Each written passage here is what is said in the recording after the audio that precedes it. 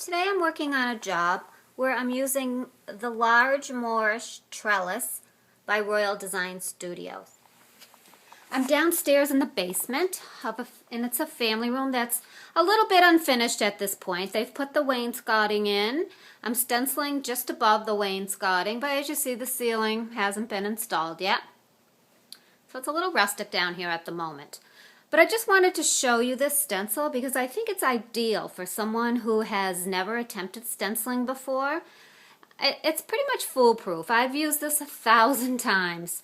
And here you can see it's just one color. The walls are painted, a beige color, and I've used linen white thinned with a little bit of glaze, just a few drops.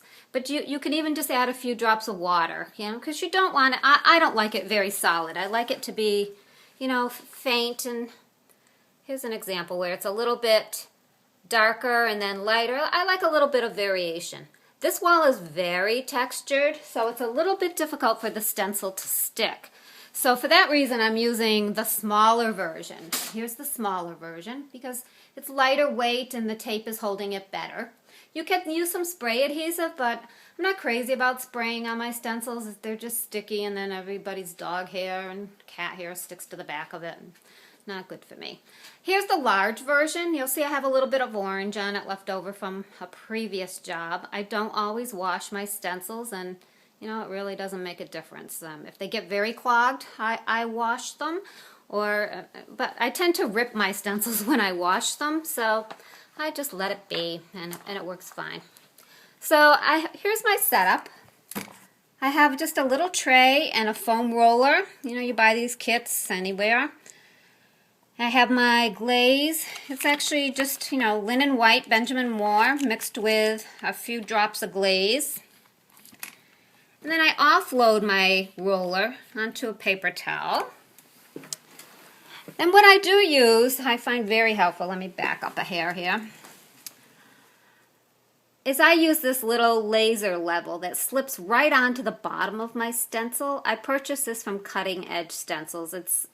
I think it's $10. It's one of the best purchases I've ever made.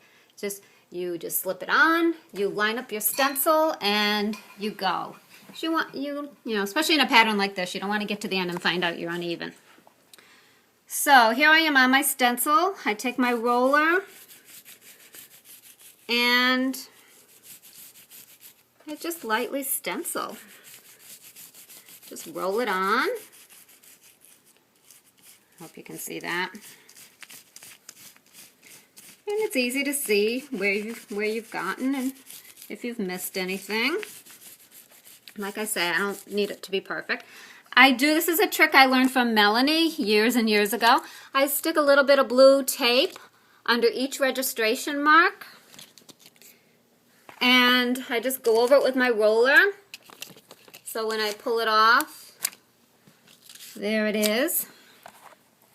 I don't know if I can do this. So when I pull my stencil off, pull that off. Sorry for looking at the floor. I got to come down the stairs. I pull that off. There it is. Now when I come back up here, all I have to do is line my stencil up again.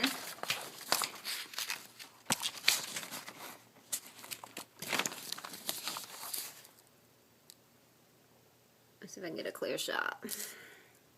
To those registration marks. And I'm all set to go again.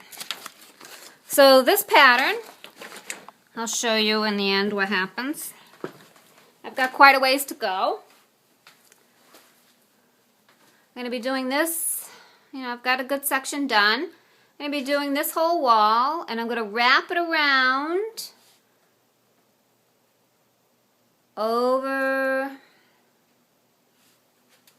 Oh, this bookcase is in the way. Going to wrap it around over to that cupboard there, and then I'm going to be stopping. So I'm going to take a little break because I can't hold this and stencil at the same time. And the next video I'll just show you how I'm going to fill in that little edge down the bottom. The top is all right. They're going to be installing some type of crown molding up there, so I'm just going to leave that. So the next video I'll come back, I'll show you how to fix that. And maybe when I get over here, we've got a few problems. I'll do another video about that. So see you in a few minutes.